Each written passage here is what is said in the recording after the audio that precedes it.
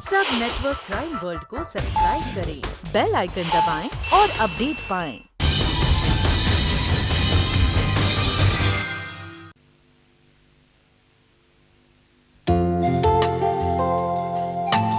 Hello. Welcome welcome my boy welcome. मैं तुम्हारा ही इंतजार कर रहा था। आओ बैठो। आपने बुलाया और हम चले आए, लेकिन अंकल बात हमारी समझ में नहीं आई अभी तक। तुम लोग कई सालों से मेरे पीछे पड़े हुए थे ना कि मैं अपने लिए एक जीवन साथी ढूंढ लूं। जी हाँ। मैंने मेरे लिए एक जीवन साथी ढूंढ ली है। Oh, really? अंकल कहाँ है वो? बताता हूँ कामिनी।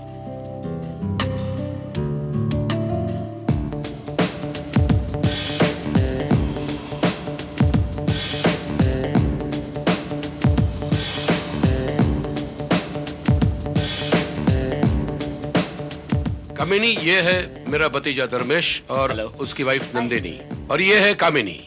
Please take your seats. After you. बैठो। मैं और नारंग दोनों एक ही कश्ती के मुसाफिर हैं।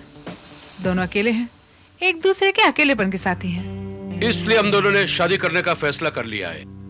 अरे ये तो आप लोगों ने बहुत ही अच्छा किया। हम दोनों कब से पीछे पड़े हुए थे अंकल के, लेकिन अंकल की कसौटी पर कोई खरी उतरती ही नहीं थी। लेकिन अब जाकर हमारे अंकल की तलाश पूरी हुई। You know Kamini, he is my well wisher. मेरी शादी की बात सुनकर इसे सचमुच बहुत ही खुशी हुई होगी। अगर इसकी जगह पे मेरा दूसरा भतीजा राकेश होता तो मेरी शादी की बात सुनकर शायद मेरा खून कर देता। दूसरा भतीजा? हाँ, दूसरा भतीजा राकेश, धर्मेश का जुड़वा भाई। अरे भाई, तुम लोगों की शादी को 1 साल हुआ, तुमने उसे बताया नहीं? नहीं। लेकिन अच्छा ही हुआ उसने तुम्हें बताया नहीं। वो बचपन से क्रिमिनल माइंडेड था।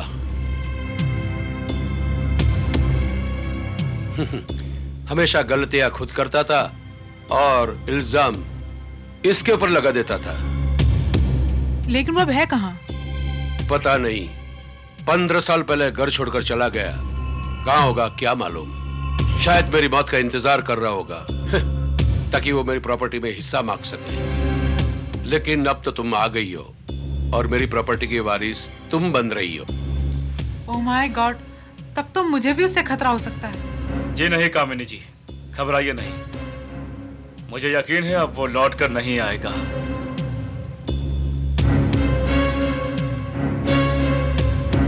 कभी नहीं आएगा।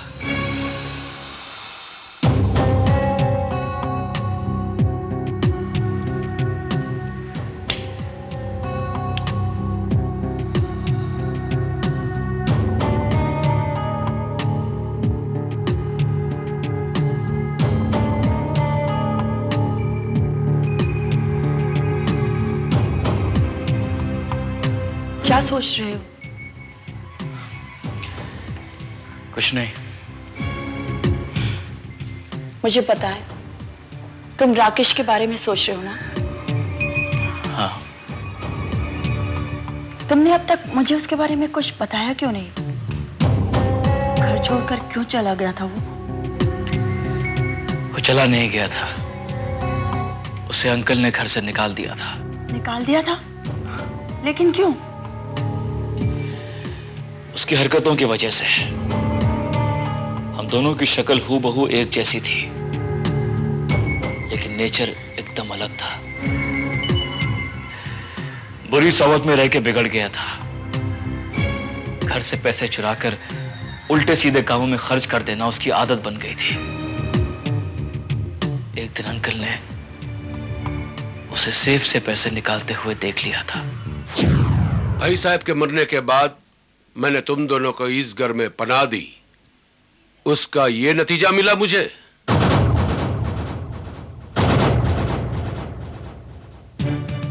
मेरी सेफ से 10,000 रुपये गायब है। किसने लिए वो रुपये? धर्मेश? नहीं अंकल, वो रुपये हमने नहीं लिए। हम उस रुपयों का क्या करेंगे? राकेश? नहीं अंकल, आपकी कसम, मैंने वो रुपये नहीं लिए। नालायक! मेरी झूठी कसम खाता है।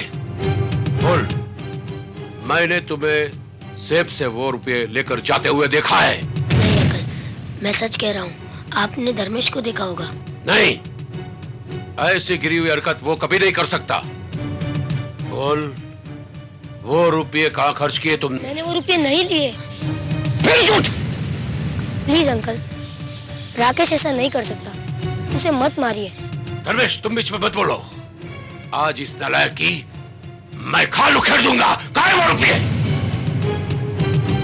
बहुत हो गया अंकल, अगर अब आपने मुझ पर हाथ उठाया तो अच्छा नहीं होगा। तू मुझे आंखें दिखाता है? हाँ? निकल जा मेरे घर से, और फिर कभी तेरी शक्ल मुझे मत दिखाना, समझा? राकेश, राकेश मेरी बात तो सुन।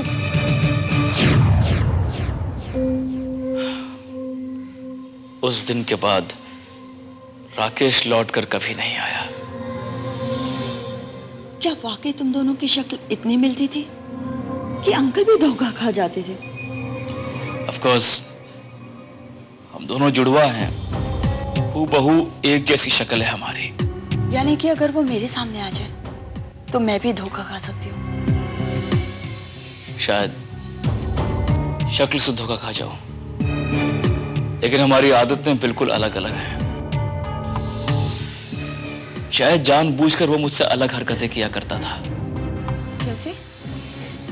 जैसे कि मैं सारे काम दाएं हाथ से करता हूं, वो अपने सारे काम बाएं हाथ से करता है। इनफैक्ट और भी ऐसी कई बातें हैं, लेकिन मुझे नहीं लगता है कि अब वो वापस लौट के आएगा। शायद आ जाए, अगर अंकल की शादी की खबर उस तक पहुंच जाए तो। हो सकता है।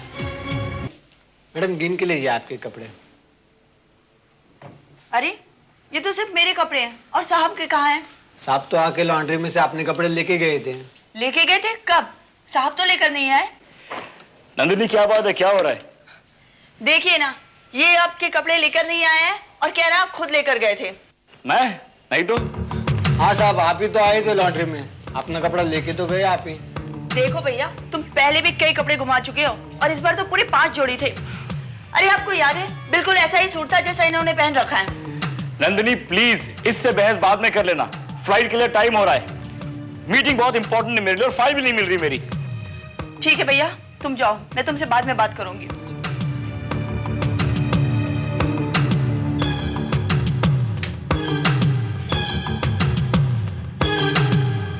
ये लो, अपनी चीजें संभाल के नहीं रखते हो और फिर मुझसे पूछते हो। अच्छा सुनो, जल्दी आना। 2 ही दिन की बात है, परसों लौट आऊंगा।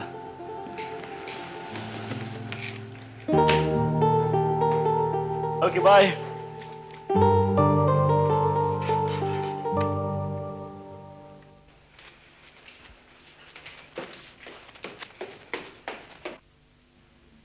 टैक्सी।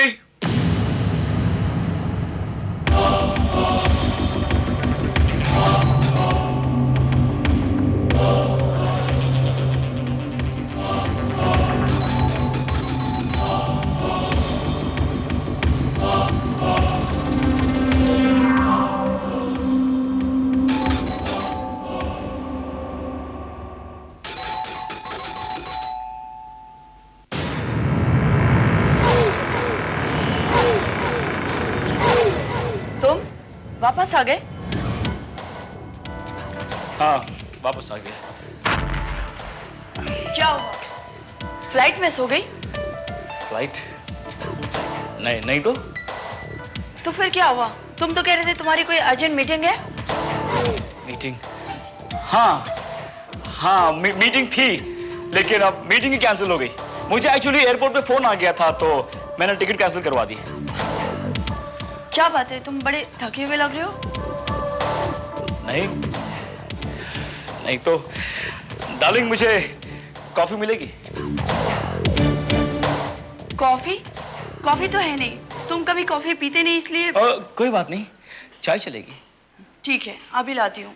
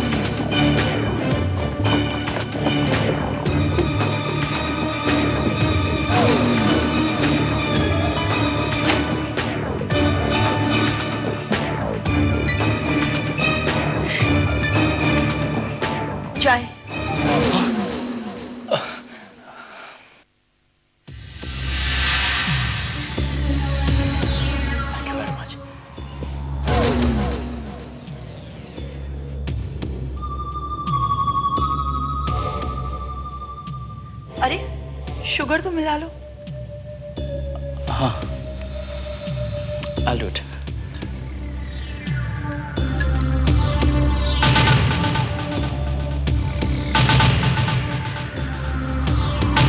क्या बात है, इतने परेशान क्यों? और ये सामान क्या ढूंढ रहे हो तुम? मैंने यही कैश रखा था, यही रखा था, मिल नहीं रहा है मुझे। कैश? हाँ, अब एक पार्टी को मुझे 10 लाख की पेमेंट करनी है, फौरन करनी है, वरना गड़बड़ हो जाएगी। 10 लाख? लेकिन इतना कैश तुम घर में कहाँ रखते हो? कैश तो ऑफिस में होता है ना।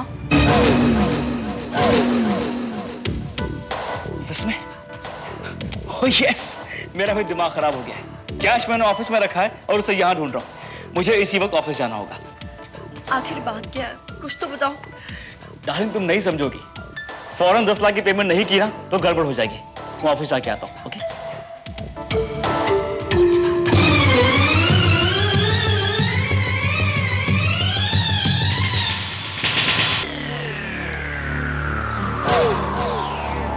Good morning sir.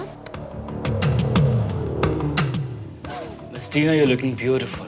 In fact, provocative. मुझे हैरत है कि मैंने तुम पे आज तक कभी ध्यान नहीं दिया। जी? Oh, it's just a compliment. Thanks. Anyway, मुझे ये बताइए कि इस वक्त हमारे ऑफिस में कितना कैश है? कैश? ऑफिस में? ऑफिस में तो कैश होने का सवाल ही नहीं होता सर, क्योंकि आप ही ने तो कहा था जब ग्राउंड फ्लोर पर बैंक है तो ऑफिस में कैश रखने का क्या मतलब? एक्चुअली मैं यही जानना चाहता था कि मेरे इंस्ट्रक्शंस फॉलो हो रहे हैं या नहीं हो रहे हैं। And I am very happy कि आप लोग इंस्ट्रक्शंस फॉलो कर रहे हैं। एनीवे मिस टीना, एक 10 लाख का चेक बनाइए और उसे विड्रॉ करवाइए इमीडिएटली। एक अर्जेंट पेमेंट करनी है। 10 लाख? लेकिन सर 10 लाख तो हमारे अकाउंट में होंगे ही नहीं, क्योंकि 65 लाख का चेक जो हमें कल ही मिला था उसके अगेंस्ट तो ऑलरेडी चेक इशू हो चुके हैं, और जो 49 लाख का चेक है जो हमें आज ही हमने जमा करवाया है वो तो उसकी क्लियरिंग में तो 2 दिन लग जाएंगे। इनफ। तुमसे अकाउंट की डिटेल नहीं मांगी मैंने। Go to your seat. Oh I am sorry sir.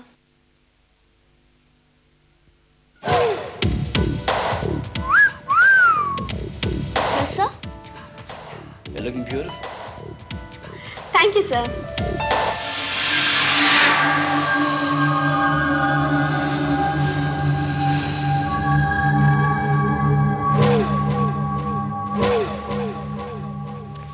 Shit. इतना बड़ा बिजनेस है और ऐसा एक आदमी नहीं है जो इतने बड़े बिजनेस के मालिक को 10 लाख किसी छोटी रकम उधार दे सके। लानत है धर्मेश नारायण, लानत है तुम पर। क्या हुआ, कुछ इंतजाम हुआ? रुपयों का इंतजाम नहीं हुआ है, और अगर मैंने पेमेंट नहीं की तो बहुत बड़ी प्रॉब्लम हो जाएगी। समझ में नहीं आता है 10 लाख कहां से लाऊं।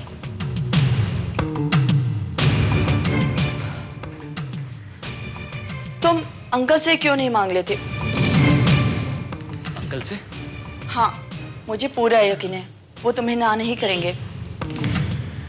नहीं डार्लिंग, मानो उनके पास बहुत पैसा है, लेकिन मैं उनके सामने हाथ फैलाने नहीं जाऊंगा, कभी नहीं। अच्छा, जैसी तुम्हारी मर्जी। खाना लगा दूं? नहीं, मैं बाहर से खा के आ रहा हूं। तुम खाना खा लो और सो जाओ, मुझे कुछ काम है।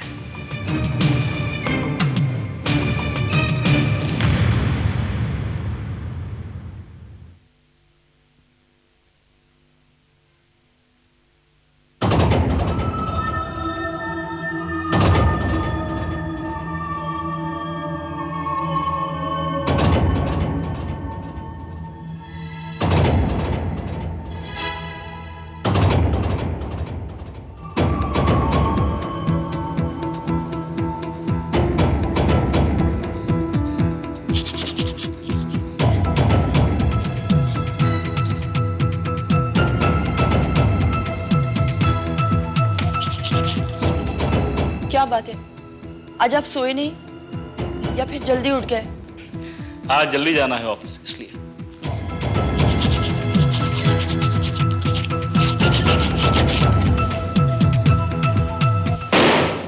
जैसे मैं अपने सारे काम दाएं हाथ से करता हूं, वो अपने सारे काम बाएं हाथ से करता है। इनफैक्ट और भी ऐसी कई बातें हैं। नंदिनी देखो तो किसका फोन है?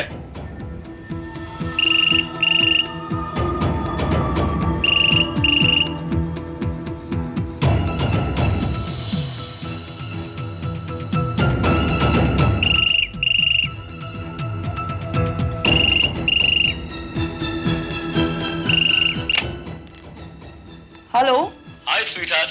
तुम कहाँ से बोल रहे हो? बस अभी भी पहुंचा हूँ। कल रात ही सारा काम निपट गया था। I'm on my way now।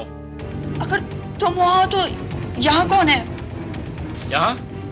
यहाँ कौन है? वो यहाँ है, नंदिनी वो कौन? तुम्हारा भाई राकेश। What? हाँ, लेकिन उसने मुझे अपनी असलियत नहीं बताई है। नंदिनी जैसे भी हो तुम उससे वही रोक के रखो, ओके? मैं 10 मिनट में पहुंच रहा हूँ, उसे प्लीज रोक के रखना। बाय। ठीक है।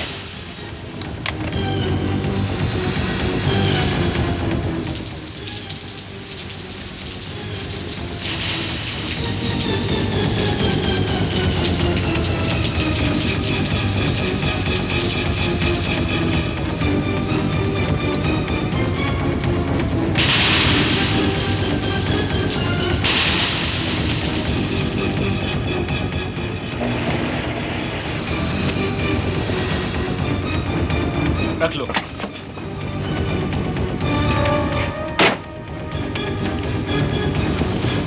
कहाँ है वो? बाथरूम में।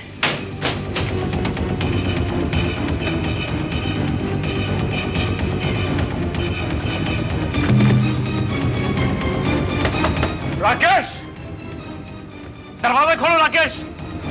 मुझे सब पता लग गया राकेश, दरवाजा खोलो।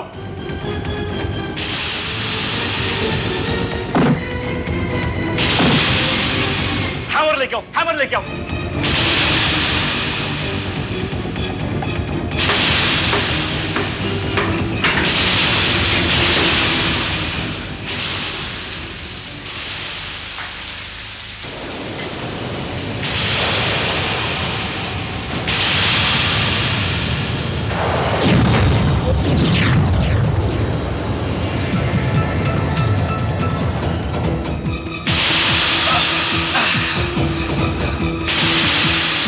Oh no.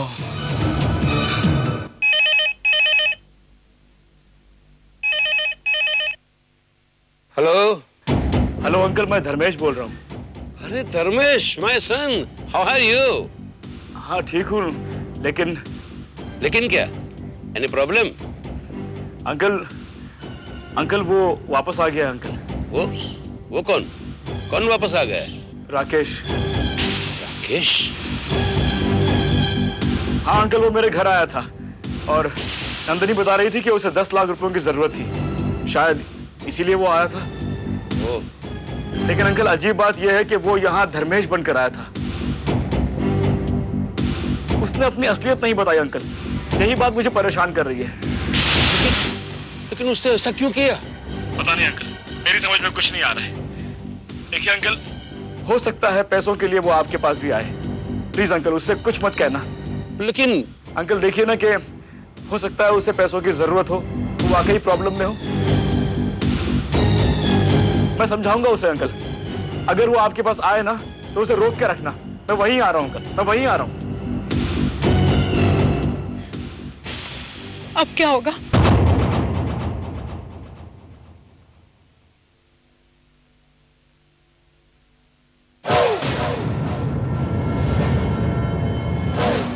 आओ धर्मेश, आओ। अरे तुमने तो मुझे परेशान कर दिया। तुम बता रहे थे राकेश यहाँ आएगा, लेकिन वो तो अभी तक नहीं आया।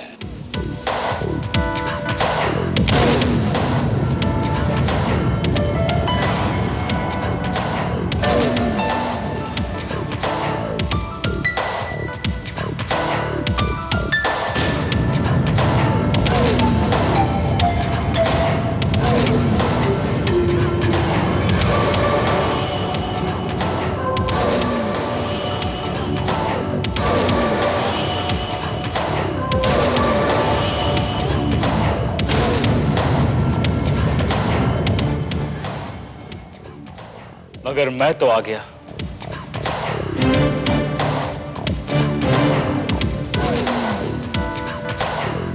अच्छा किया तुम चले आए, वरना अगर उसने यहाँ के कोई हंगामा खड़ा कर दिया तो। आप लोग बैठ के बात करो, मैं कुछ कोल्ड ड्रिंक्स लेकर आती हूँ। तुम बता रहे थे उससे कुछ रुपयों की जरूरत है। 10 लाख रुपयों की जरूरत है उसे। अफसोस मेरे पास इतने रुपए नहीं थे अंकल, वरना राकेश वो रुपए लेकर चुपचाप चला जाता। लेकिन मुझे नहीं लगता धर्मेश के वो मेरे पास आएगा और वो भी रुपए मांग।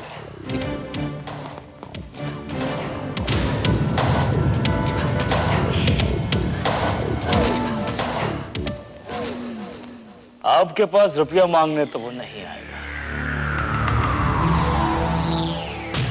मुझे लगता है दोबारा वो मुझसे ही कांटेक्ट करेगा।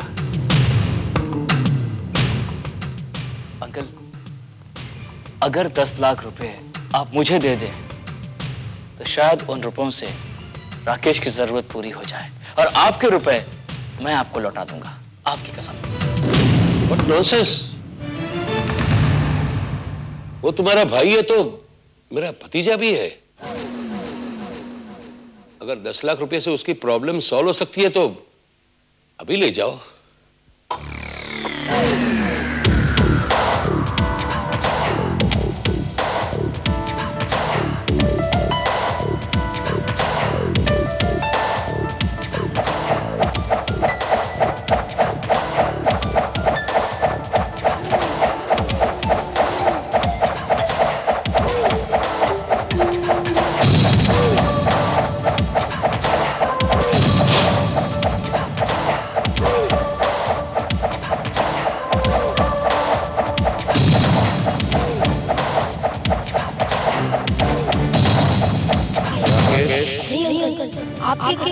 मैंने रुपए नहीं लिए और आपके रुपए मैं आपको लौटा दूंगा, आपकी कसम।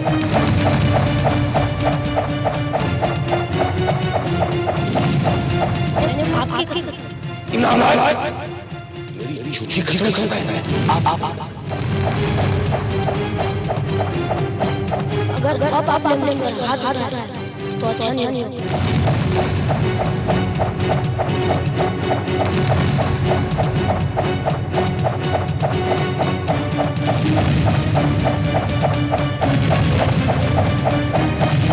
राकेश!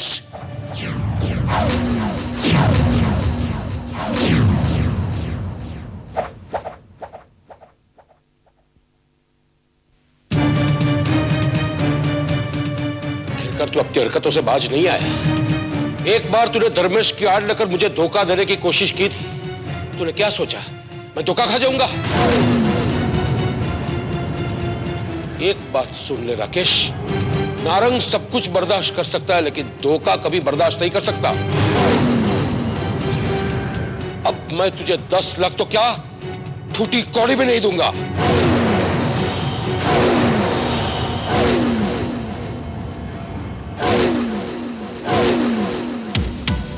10 लाख तो आपको मुझे देने ही पड़ेंगे अंकल नारंग। अगर मैं ना दूं तो? मुझे मांगने की आदत नहीं है। जो चीज मुझे चाहिए वो मैं छीन लेता हूं। तुझे धमकी दे रहा है? चला गोली, चला गोली।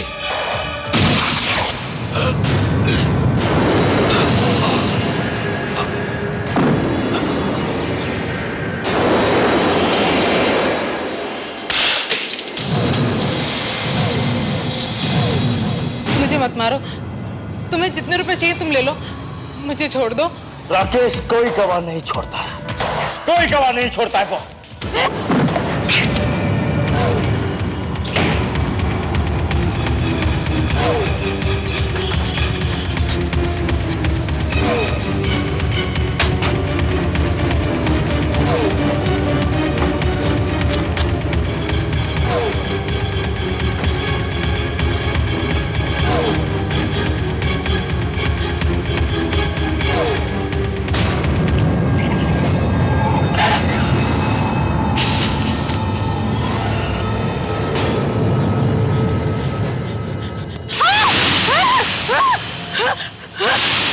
कामिनी जी डरिए मत, मैं धर्मेश हूँ। कामिनी जी होश में आइए, होश में आइए, मैं धर्मेश हूँ। धर्मेश, उसने तुम्हारे अंकल को मार डाला। किसने? राकेश ने। What?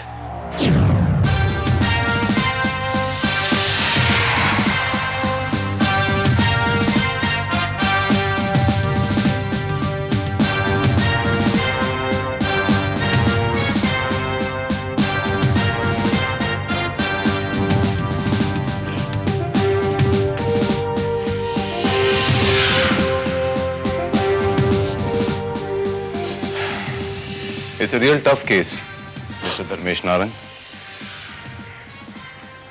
अगर आपका भाई राकेश नारंग कातिल है, जिसकी शक्ल हूबहू आपसे मिलती है, जो आदमी आपके स्टाफ को धोखा दे सकता है, अपने खुद के अंकल को धोखा दे सकता है, आपकी पत्नी को धोखा दे सकता है, वो कुछ भी कर सकता है। थोड़ा टफ रहेगा लेकिन नामुमकिन नहीं है। सर, ये रिवॉल्वर हमें तलाशी में मिली है। This is murder weapon.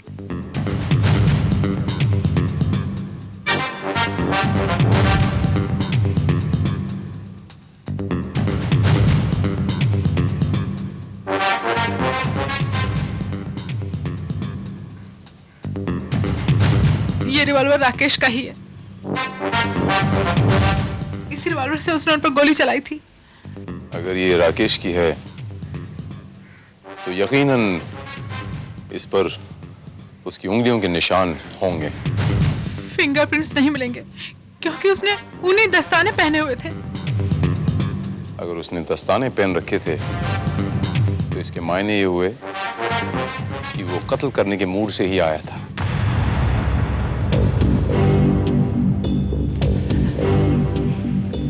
जी नहीं, वो रुपए हासिल करने आया था। हो न हो उसे 10 लाख की सख्त जरूरत होगी, इसीलिए उसने इतना बड़ा हंगामा खड़ा किया। अब वो 10 लाख रुपए यहां से ले जा नहीं पाया।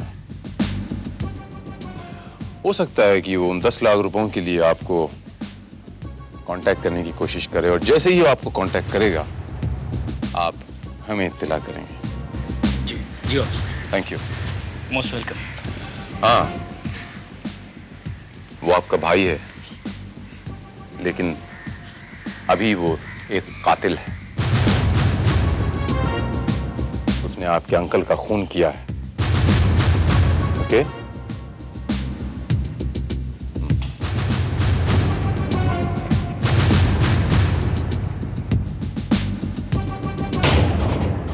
राकेश ने खुद अपने पैरों पर कुल्हाड़ी मार ली।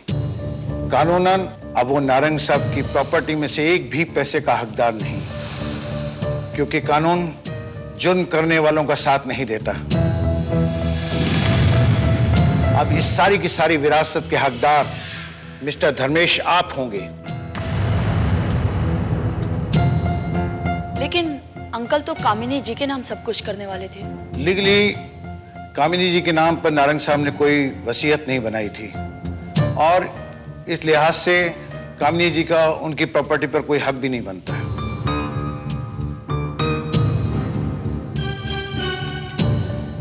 बट वकील साहब, मुझे लगता है कि अंकल की इच्छा का मान करते हुए कामिनी जी को भी हिस्सा मिलना चाहिए। उन्हें आप 2% दे दीजिए। देखिए, एक बार तो सारी की सारी प्रॉपर्टी आपको टेक ओवर करनी पड़ेगी। फिलहाल आप इस फॉर्म पर साइन कर दीजिए, उसके बाद आप जो चाहें वो कर सकते हैं। जी।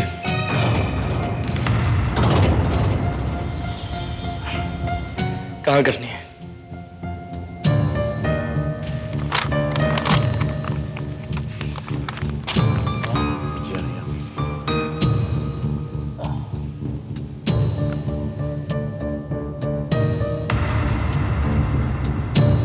Thanks mister Dharmesh. क्या मैं ये सिग्नेचर्स देख सकता हूँ? Sure.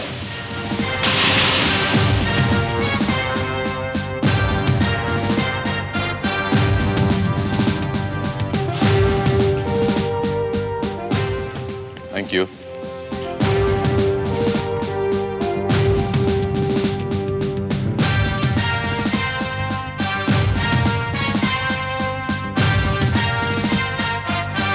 D Narang.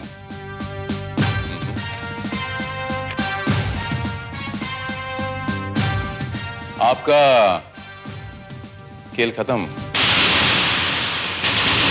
Mister Rakesh Narang. Rakesh, inspector आपको धोखा हुआ है। मैं धर्मेश नारंग हूं, धर्मेश नारंग। धोखा हो जाता अगर धर्मेश नारंग अपने सिग्नेचर्स ना बदलता तो।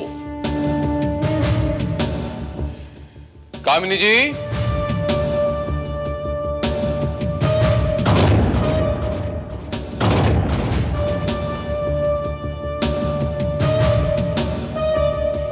ये देखिए मिस्टर जगतानी, ये उस एफिडेविट के पेपर्स हैं जो आज ही धर्मेश ने बनवाई है। She is lying, inspector. मैंने सिग्नेचर नहीं बदले हैं। आपने थोड़े ही ना बदले राकेश बाबू, असली धर्मेश नारंग ने बदले हैं, जिसे अगवा करके आप उसकी जगह लेने की कोशिश कर रहे थे, लेकिन वो आपके चुंगल से बच निकला। आपका सारा का सारा प्लान चौपट हो गया। ये आप क्या कह रहे हैं? वो इस वक्त मेरे घर में मौजूद है। बकवास है, झूठ है ये। इस औरत की मनगढ़ंत कहानी है। ऐसे किसी भी इंसान का वजूद हो ही नहीं सकता है। क्यों नहीं हो सकता? क्यों नहीं हो सकता राकेश बाबू? धर्मेश नारंग का कामिनी जी के घर में मौजूद होना इस बात का सबसे बड़ा सबूत है कि धर्मेश नारंग वहां मौजूद है। आप राकेश नारंग है, वो धर्मेश नारंग वहां मौजूद नहीं है। धर्मेश नारंग तो मैं हूं यार, धर्मेश नारंग मैं हूं। तुम राकेश हो, राकेश नारंग, अपने अंकल नारंग के खूनी, हत्यारे, मर्डरर। चिल्लाकर तुम सच को झूठ साबित नहीं कर सकते मिस्टर राकेश नारंग। कामिनी जी के घर में जो मौजूद है वो धर्मेश नारंग है, आप राकेश नारंग है। आप राकेश नारंग आगे मैं एक बार नहीं, 100 बार नहीं, 1000 बार बोलूंगा, आप राकेश नारंग एक्सेप्टेड। मैं राकेश नारंग नहीं हूं। तो राकेश कहां है? उसने मैंने बचपन में मार डाला था। There you are.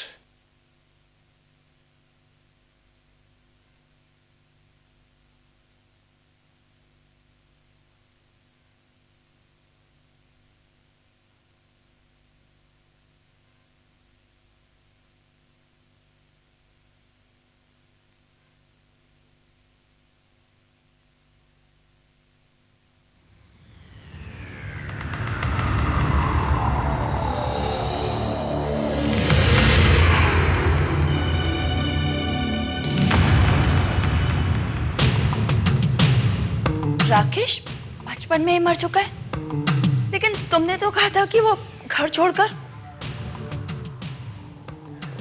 हाँ, वो घर छोड़कर गया था।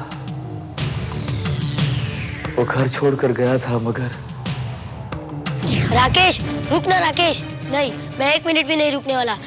तेरे वजह से मुझे हमेशा मार गिरती है और तू चुपचाप देखता रहा। बोल, पैसे तूने चुराए ना? जाने दे मेरे भाई, जो हुआ उसे भूल जा। घर चल, ताकि तू इसी तरह चोरी करता रहे और मेरा नाम लगाता रहे। चल मैं घर चलता हूँ, मगर मैं अंकल को सब कुछ बता दूंगा। तू अंकल को बताएगा?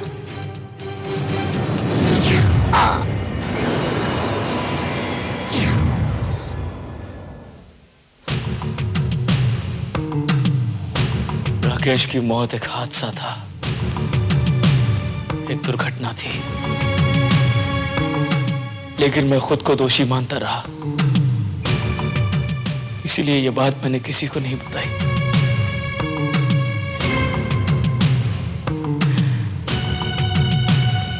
मैंने राकेश की लाश अपने घर के पीछे दफन कर दी और ये राज मेरे सीने में दफन होकर रह गया। और इसी राज का आपने बखूबी फायदा उठाया।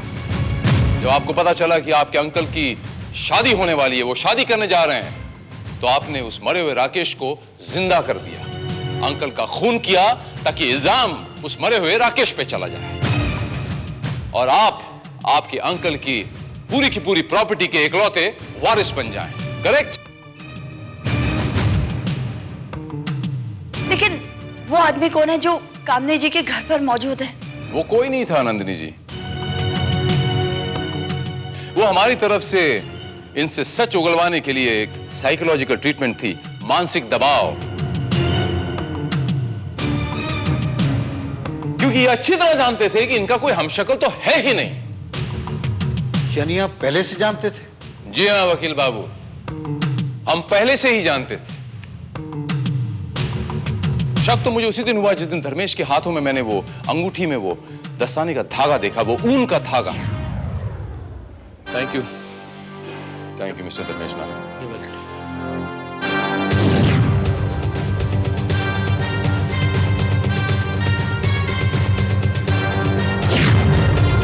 मेरा शक यकीन में तब बदला जब धर्मेश की गाड़ी में मैंने वो दस्ताने और उसके कपड़े देखे। मैं तो इसे बहुत पहले अरेस्ट करना चाहता था, लेकिन जब तक इसके जुड़वा भाई का राज नहीं पता चलता मैं इसे अरेस्ट कैसे करता। इसीलिए इंस्पेक्टर भारत के कहने पर मैंने नाटक किया है। नाटक तो इन्होंने भी बहुत अच्छा खेला। दो किरदारों का नाटक, डबल रोल, बहुत डिफिकल्ट है। नाटक कोई भी हो, कैसा भी हो, धर्मेश बाबू, उसका पर्दा एक ना एक दिन जरूर गिरता है। पर्दा तो मैंने भी आपके नाटक का गिरा दिया धर्मेश बाबू।